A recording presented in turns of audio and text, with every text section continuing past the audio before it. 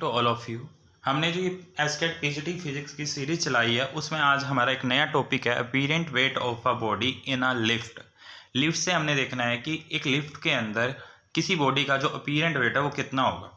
ठीक है, उसके लिए हम कंसीडर कर लेते हैं, consider a body of mass M. कोई बॉडी है जिसका वेट हमने देखना है।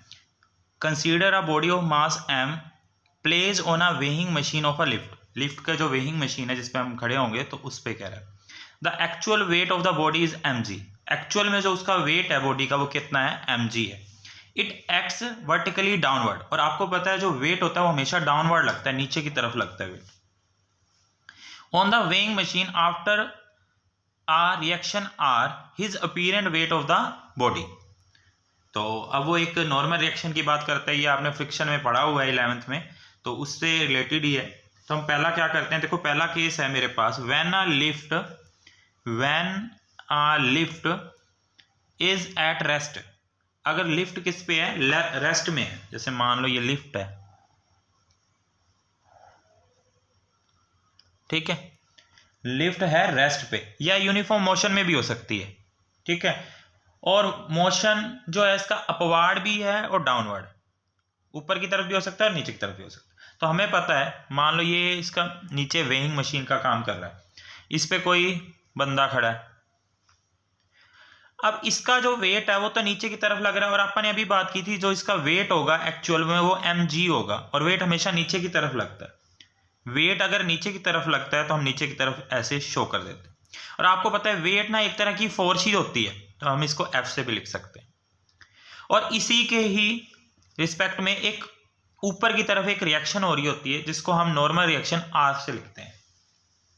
क्लियर? अब जब कोई चीज रेस्ट पे है, ठीक है, कोई चीज किस पे है, रेस्ट पे है या यूनिफॉर्म मोशन में, अगर बॉडी रेस्ट पे है या यूनिफॉर्म मोशन में है तब इसका मतलब ये है कि एक्सेलरेशन क्या हो जाता है, जीरो हो जाता है। एक्सेलरेशन क्या हो जाता है, जीरो हो जाता है। अब हमें निकालनी है नेट फोर्स। ठीक है, नेट फोर्स कैसे निकलेगी, देखो अगर मैं इस नॉर्मल रिएक्शन में से इस वेट को क्या कर दूं, माइनस कर दूं, क्योंकि एक ऊपर की तरफ लग रही है एक नीचे की तरफ लग रहा है। तो अगर मैं नॉर्मल रिएक्शन में से mg को क्या कर दूंगा, माइनस कर दूंगा। अब हमें नहीं पता ना ये ज़्यादा ये कम है, जितना इसका वेट है वो हमने लिख दिया। अब बॉडी का वेट इतना है और इसके नॉर्मल रिएक्शन ऊपर की तरफ लग रही है, तो हमने क्या किया, r में से mg उसका जितना भी वेट है उसको माइनस कर दिया, तो उससे हमारे को एक फोर्स मिल जाएगी। r माइनस mg तो है ही है, फोर्स का मतलब क्या होता है, ma। r माइनस mg तो है ही है, m ए की जगह क्या आ जाएगा, जीरो, क्योंकि रेस्ट पे है या यूनिफॉर्म मोशन में है तो जीरो हो जाएगा। तो r minus mg is equal to में जीरो हो गया। तो इससे हमें क्या मिला, r, ये माइनस के इधर आके क्या हो जाएगा, प्लस हो जाएगा। इससे ये सीखने को मिला कि जब कोई भी लिफ्ट रेस्ट पे होगी, लिफ्ट या यूनिफॉर्म मोशन में होगी, तब क्या होगा, तब ये होगा कि जो एक्चुअल वेट है वो इक्वल हो जाएगा अपीरेंट वेट के, दोनों वेट इक्वल हो जाए। क्लियर? अब इसी में सेकंड पार्ट है हमारे पास, when lift is moving upward, ऊपर की तरफ जा रही है, and with the acceleration a। तो वैसे ही हम एक लिफ्ट बना लेते हैं, ये वेइंग मशीन हो गया। अब इस पे नॉर्मल रिएक्शन r ऊपर की तरफ, वेट नीचे की तरफ लग रहा होगा mg। अब एक्सेलरेशन देखो कहाँ लग रही है, अपवार्ड जा रही है, ऊपर की तरफ जा रही है। ये किसके साथ जा रही है, किसी एक्सेलरेशन a के साथ में जा रही है। तो एक बात और ध्यान रखनी है कि लिफ्ट अगर ऊपर की तरफ मूव कर रही है, मैं यहां लिख देता हूं, अगर लिफ्ट जो है ऊपर की ओर मूव करती है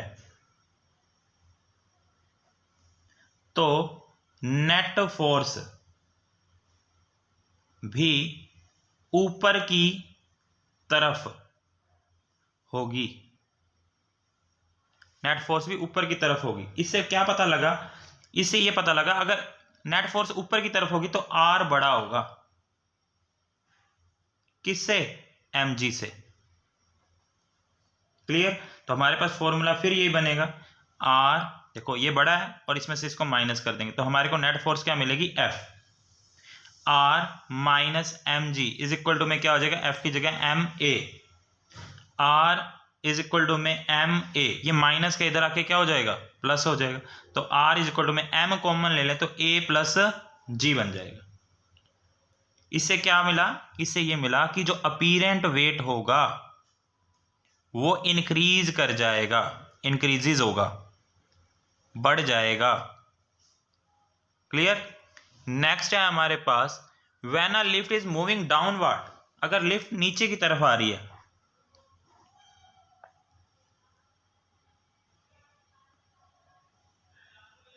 आर नॉर्मल रिएक्शन